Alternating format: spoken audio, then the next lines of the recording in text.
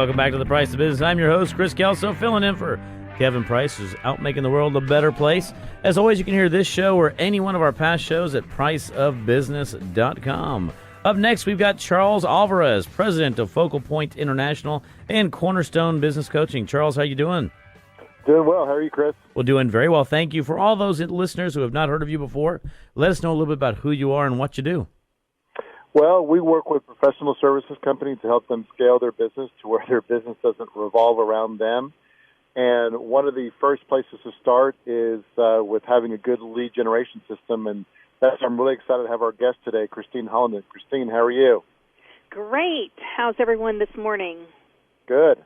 Cannot complain. So, Christine, can you kind of tell us, once again, I know that you were here on our show here recently, but can you please reintroduce yourself and let us know about your firm and what you do? Certainly. The name of our firm is Holliden, Marketers and Strategists, and we work primarily with service-based businesses to help them clarify their message and then implement that out from a marketing perspective. So think in terms of web development, e-marketing, marketing strategies, marketing automation, graphic design, branding, all of those kind of fun marketing things that it takes to help businesses grow. That's awesome. Go ahead, Chris. Oh, no, I was going to say, you mentioned, here's one thing that's always very interesting. You mentioned service-based businesses. Why did you focus in on the service-based arena, by the way? So that was part of my background. I came out of the big four accounting firms in consulting and then moved into marketing for them. So that's a space that I was very familiar with. And what I found over the years is that it's getting more and more technical, but it's also more and more about building relationships, building the trust. And someone really needs to bridge that gap. How are we bridging the gap between this highly technical, complex businesses, accounting, engineering, financial, investment banking, those kind of firms, and their clients who are really looking to solve a business issue? That is very interesting. And the reason why I was asking is one of the things that I was listening to it was an article I was listening to a long time ago. And it was saying that, we've had these different revolutions in our economy, right? You've gone through the financial revolution, the industrial revolution, et cetera. And we're in the services revolution right now where our economy is a service-based economy. And so having an individual and a company like yourself that is focused in on that new economy that we're working with right now is extremely important. And it's different than, let's say, the industrial side of things. It absolutely is. And when you think about it, there's so many uniquenesses to the service industries. For example, one simple thing, you can't test before you buy. So unlike any kind of product-based business where you can actually see test results or you can, of the product, or you can actually test the product or somehow touch or feel the product. When you're buying someone's thinking, there's no testing involved. So you have to sign on the dotted line and engage that firm or that individual, and it's only after they deliver the service that you can really know, did they do what they said they were going to do, when they said they were going to do it, and do they have the kind of expertise that they said they had? So there's no testing involved. And so it makes it a lot about trust and communication. I would absolutely agree right there. Charles, we talk about this all the time, obviously, and from a business coaching perspective, it's important to understand that because sometimes you cannot, we have to engage in that trust. We have to engage in that relationship because as you were just now mentioning, you can't test that part out. No, you're exactly correct. And what I find very interesting, and what a lot of business owners are what I have found to be a lot of business owners that are hesitant to engage somebody like Christine and her firm, is because they feel that they can't measure or test the results of marketing. And in this day and age, you absolutely can. And unfortunately, as most professional services companies fall victim to is the fact that, okay, well, I've tried a marketing firm before. Yeah, that person who worked out of their bedroom that just graduated from, marketing school 2 years ago, yeah, that probably wasn't a good fit. So, and speaking of which, the fact that you have a services firm, most companies are relying on those old school ways of marketing like networking and cold calling and referrals. And that all stuff is great, but having a firm like Christine's that can really identify, here's who our market is, here's the message we have to convey to them, and here's how we build a relationship with them, people don't really value just how important that is in truly scaling your business.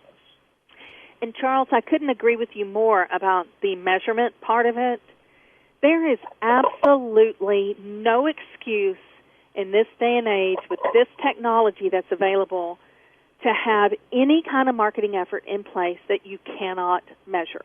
I couldn't agree more. And I was about to say, I couldn't agree more either, by the way. I mean, one of the things that I think people sometimes get confused about in the services industry, whereas a widget, I'm just using this as an example, a widget, you had a tangible way to go through that sort of process to make sure it was priced right, could sell right in the market, et cetera. The services side of things, what I think is they've taken some, as you mentioned, some of those old school technologies or methods and try to implement on the services side. And, one of the things that is really neat, and actually on your website actually talks about this, is the processes that you generate or that you implement to get to discovery. You start discovery, then you start positioning, planning, and ultimately implementation. Whereas a lot of companies just go directly to implementation. And if you don't follow the correct process to get you there, it's going to be a failure. And then you might not be able to measure it because you didn't follow that process to begin with. Exactly. I think it's so important to allocate ample time to the planning, the research, all the strategy part of the overall marketing process. And I see this time and time again, is that this rush to implementation. Well, let's just get something out there. But the problem with that is it ends up being very, very generic. So when you rush, because you have no idea who you're talking to, why you should be talking to them, what would resonate. And as a matter of fact, I must say I publish these little videos every Monday morning called the Monday Morning Marketing Moment. And this morning, my topic was about flipping the funnel. And by that I mean, if we think about the business development marketing funnel where it starts huge at the top and goes down, trickles down into resulting in a few clients, a few new clients, I think we ought to look at it differently, and firms should look at that differently and flip the funnel. In other words, there should be fewer prospects going into the top of the funnel based on targeted research. And then what comes out is you're able, and through that process, it's not this slow, arduous, painful process anymore. It's a very detailed relationship-building process where you really dive in to how you can add the most value. Then you can do a highly targeted marketing effort and not some generic, broad-based effort. That flipping the funnel is very similar to what I've been preaching for a long time, which is go deep, not wide. And I mean that by, sometimes, as you mentioned, people want to go as far wide as possible to reach as many people as possible, and then they go down. What my strategy has always been, and I've told everybody it's a better strategy, and you just got through mentioning flipping the funnel, which is actually grab a smaller target and go deeper into the account. Once you find that target, you can actually expand a lot of products and services within there and even get a bigger referral system out of that versus the opposite side of things, as you mentioned, which is throw everybody in and let's see which ones trickle down from there. Exactly. And you mentioned that that's such a good analogy to say go deep, not broad. And because you think about in years gone past, about some of the very large communication firms that created entire departments to win back their lost clients. Why? Because they were so focused on these broad brush efforts to reach these broad markets and attract all these new clients, they forgot about taking care of the people they had in-house already, their clients. who liked them and who loved them in some instances, who really liked their services. And so if firms really focused on how to build those relationships with a smaller group and including their clients, going deep, really serving the needs of their clients, I think I know that they will end up with two additional things, and that is, one, they're going to end up with deeper, stronger client relationships, which will produce more revenues. And then the second thing they'll end up with is more referrals of optimal clients, because their clients they're taking very good care of will refer other people just like themselves. I would thoroughly agree. Now, one of the things, and Charles, I'll let you chime in on this as well. One of the things I think that has impacted, though, that philosophy that we have in today's market is Wall Street. Because ultimately, if you are a big company and you're trying to let's say manage to a number, to an expectation, it changes your ability to deliver. It changes the way you want to go out there and achieve new clients, right? Because what Wall Street wants to see is that you're growing, that you're bringing on new clients, et cetera, et cetera. Whereas a smaller, let's say, privately owned business, they can make those changes and make a difference and go deeper versus wider. No, I agree with that, and I mean I think the mentality is, there's a lot of marketing programs that I see out there that are aimed at getting new clients versus, the people that are most likely to buy from you are those that are either currently buying from you or that have bought from you in the past. And oftentimes, unfortunately, those get ignored. No, I would agree. What do you think, Christine? Exactly. It's so interesting how often I speak to service-based businesses, and, one, they have this broad brush approach to getting new business in the door and marketing their firms. And when asked about what they're doing to generate additional revenue and take greater care of their current clients, you get crickets. Absolutely nothing. It's silence. Oh, what? We should be doing something to take care of those that actually pay us now? And they look so surprised. And yet, at one point in time, every person on their client base was nurtured. And then they get in the door and start paying them, and they just stop. Yeah. It really doesn't make any sense. I would totally agree with you. One of the things I told everybody, I grew up in the consulting ring. You mentioned with the Big Four. I grew up prior to being in the mortgage business I'm in now as a business consultant. And one of the things that we did affordability analysis through target costing, which was one of the mechanisms that we used for the discrete manufacturing industry. And I'll never forget a good story, which was with Boeing Corporation when we were looking at getting Boeing to decide what do they want to do. They want to build the biggest plane out there and carry more people, or a smaller jet out there that could do shorter routes and a cheaper cost. And ultimately what ended up is what Boeing ended up doing with the Dreamliner, the cheaper cost, smaller routes or more routes. And the reason why was because they actually went and listened to the client, and they decided to go deeper into the client base to find out what they wanted versus as broad as they could do to see how many people they could get on a plane. Very similar concept in that regards, and we can go on forever as far as how that goes. But at the end of the day, I still think, and Christine, you can talk about this as well, it's important still to always know there's different methodologies and processes to get there, but ultimately it's about what makes best business sense for that business. Absolutely. And, in today's world of marketing, I think two things apply. Yes, there are new tools. So we have a lot of new tools available to us.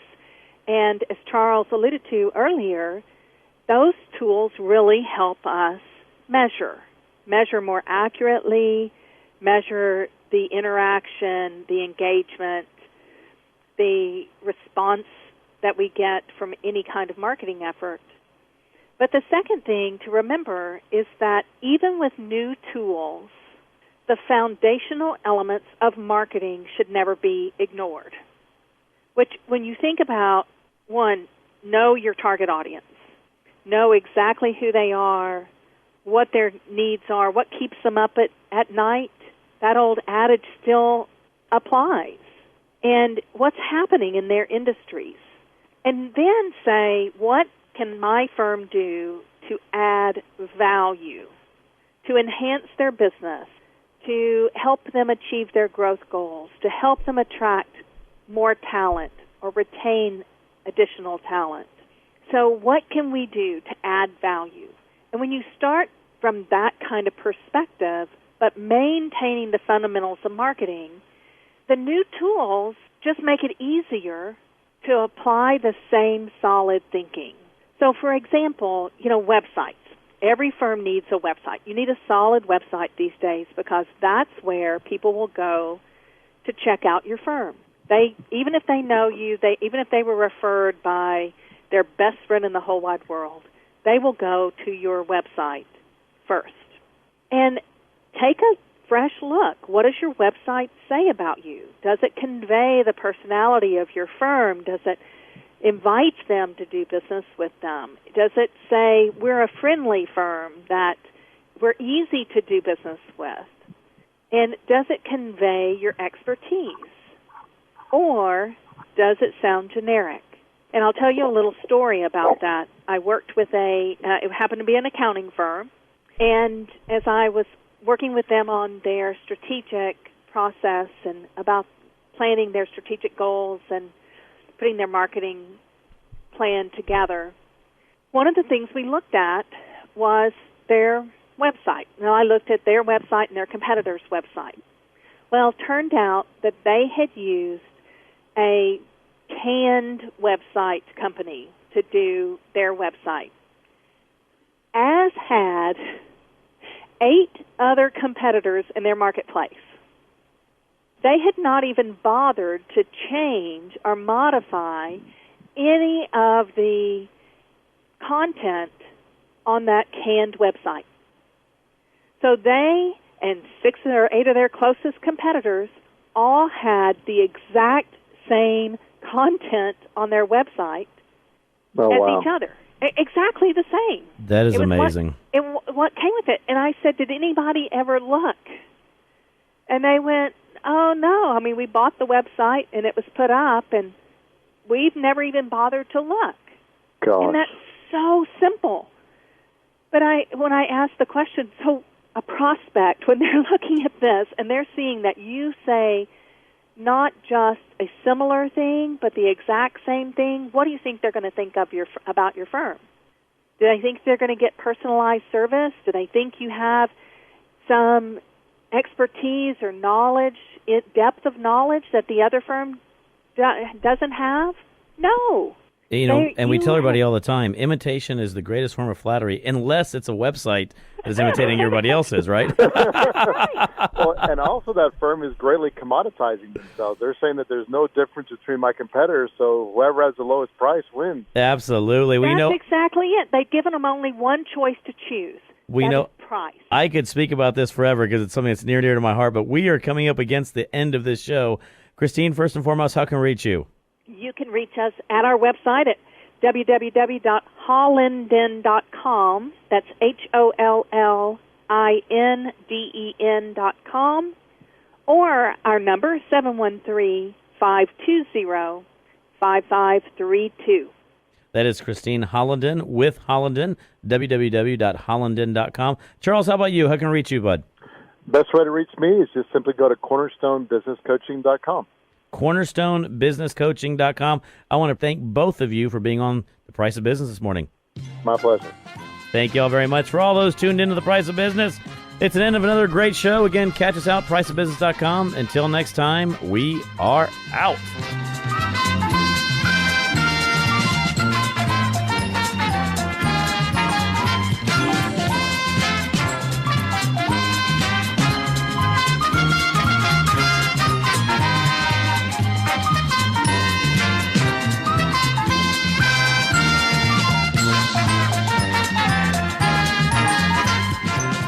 Been listening to The Price of Business with Kevin Price, a production of Salem Communications Houston.